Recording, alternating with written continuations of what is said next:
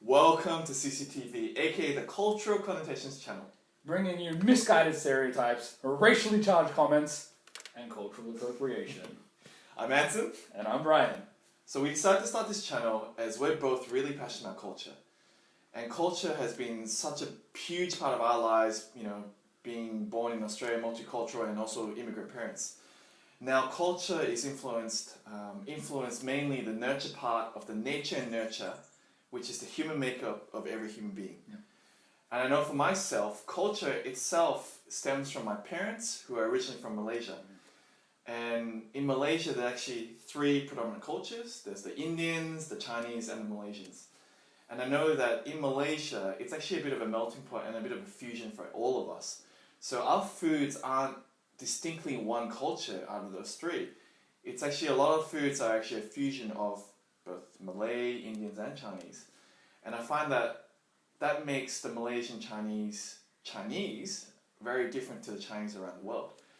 And I believe that, having Malaysian Chinese parents, that Eastern culture, and also being born in Australia, growing up in Australia, that Western culture, it's become this a bit of an identity crisis for myself. I actually wasn't able to really relate to either one. Yeah.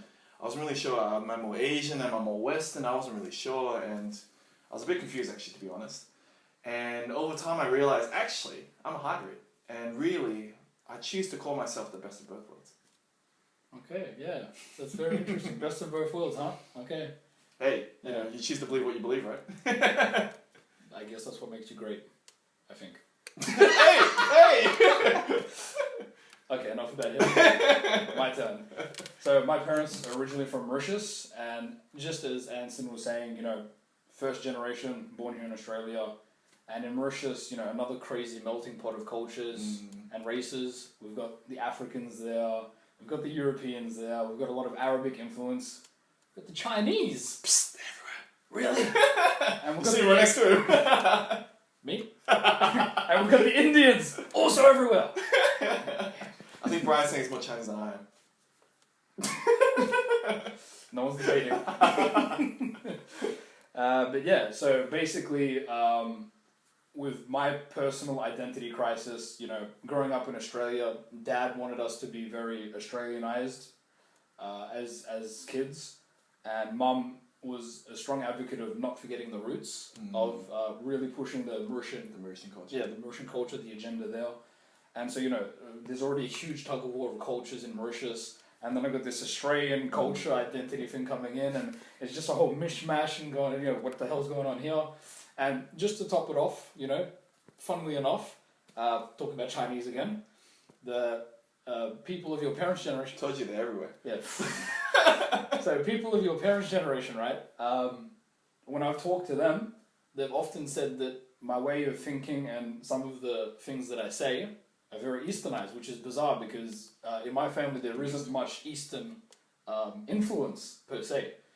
So when you think about things like that and how I've matured and really shaped my identity through culture, I think that I'm a pretty good example of what globalization is. Or the super child, I would call him. Yeah, of course. Super child, yeah! So the main topic that we really like to cover today is, what is the tall poppy syndrome, and does it still affect Australians today? Yeah, that's a good question. What is the tall poppy syndrome? Some of you may be familiar, others maybe not so familiar. And to really answer that question, we need to do a little history lesson. It's not that bad, is it? Okay, he's just laughing. It must be that bad. Okay. As quick as possible. Right. So this story begins with the colonization of Australia. So for those of you who don't know, Australia was colonized by the English. And the reason for this is because there was a huge crisis in England with the prison population. There was so many crimes being committed, and being a small landmass, all their prisons were being overpopulated, and they explored the different areas, frontiers, like Australia. They had to export the convicts, essentially. Yeah, that's it. Yeah. Because we were overflowing in Britain. That's it, commodity trade, how it is, That's economics. That's a completely different ballgame now. Okay, back to cultural connotations. And basically, you got all these convicts here in Australia that have been moved from England, and as the consecutive generations were born, you know, second, third, fourth generation, there's still this issue of the ruling class looking down on people as convicts. And this created a real animosity, a real anger and hatred towards authority. And I would say that this is really the building blocks and the conception of the tall poppy syndrome. Yeah, I think I would agree with that, Brian. I reckon that I feel that tall poppy syndrome exists because of the convicts, and the convicts being very jealous with a bit of animosity and hatred towards authority, towards government.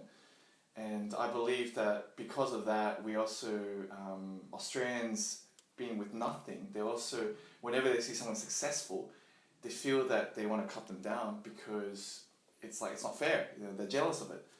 And the irony I find is that even though Australia has this culture of giving them a fair go, basically because convicts are, you know, we came, well, we being the white British, they came here with nothing. They basically celebrate and encourage people and give them a fair go. They really like to encourage the underdog nature and really celebrate and encourage them so that they can grow to be successful people. However, when they become too successful, that's when the tall poppy syndrome kicks in and they want to cut them off. So I feel that it's actually quite sad that happens.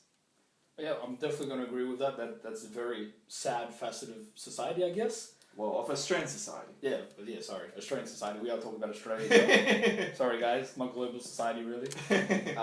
But what you say is also very interesting. The reason I say this is because I sort of think from a point of multiculturalism. You know, we've got a lot of diversity here in Australia. We've got a lot of external influences now because of the way modern society has accepted so many different cultures from around the world. You know, the world has something like 280 plus countries, and in Melbourne alone, there's like, I think, representatives from 200 of those countries. That's mind-blowing. It's true. It's true. Most livable city in the world. Yeah, that's right. 6 times running. Yep. The place to be. And, you know, so that's just Melbourne, and then, you know, we've got to consider the rest of Australia. Crazy. And so what I'm proposing is that with all this diversity, with all this new influence coming into Australia and the way that we think and act, how prevalent is it really compared to what it used to be? So Brian, basically what you're suggesting is immigrants migrating to Australia, this fact alone has supposedly diluted the tall poppy syndrome? I feel like it has, yes. Okay, I can see your point. However, I believe otherwise. I believe, having grown up in Australia with the mindset that, Australians have, I grew up with the whole, mentality of get good grades, study hard, get good grades, get a safe, secure job. And I believe that the typical employee is basically, most of us have grown up with the same mentality, and we've been molded into a super employee. So as I've been, working for another person in my job, I'm now pursuing a different path, the path of an entrepreneur. And as I'm transitioning from my job to an entrepreneur, I'm actually finding that people around me, my friends, they're actually concerned for my well-being, concerned for my security, essentially my financial security. And I believe that this is really a facet of the tall poppy syndrome, whereby I'm trying to actually stand out from the crowd, do my own thing and become a tall poppy. And they're essentially unconsciously, subconsciously cutting me off. Now, there's no malintent, there's no, they're not deliberately doing this, but unconsciously I find that they're actually sabotaging, my success. Yeah. And I believe, this is actually quite sad, that, tall poppy syndrome is quite prevalent in our society still. Okay, that's fair enough. I'm not going to dispute that. That is your own personal experience. But I must say, you are a bit tall. You're off at the knees there. This guy, man. Me? Nah, nothing wrong about me. Nah, that's not me. I'm not the guy. But in all seriousness... Jokes aside. Yeah, that's it. Exactly, jokes aside. Even though we're still smiling. Jokes aside. What I'm really trying to get to, in essence, is we have our generation... well, most of us anyway, would be born of migrant parents, and I feel that our thinking has changed. And especially for me personally, once again, prime example, I find that when I see someone who's really taking ownership of their lives, you know, becoming a business owner, an entrepreneur, really creating that identity, becoming successful and financially independent, I celebrate that success. I really am happy for that person because they've done well for themselves. Yeah, I agree. On my end, personally, I also celebrate the success and encourage those that are pursuing the path of an entrepreneur. However, I still believe that in society, modern society, Australian society, this tall poppy syndrome still exists. So we'd like to leave the ball in your court now, and we'd like to get your comments, thoughts, feedback, opinions, and otherwise, you know, Brian and me will be arguing all day. And all night. And also, please let us know what other topics you'd like us to cover in the future. Guys, thanks for watching today. We really hope that you enjoyed this episode. And once again, we just love to hear from you. And this was brought to you by Cultural Connotations. We know it all. We see it all. CCTV.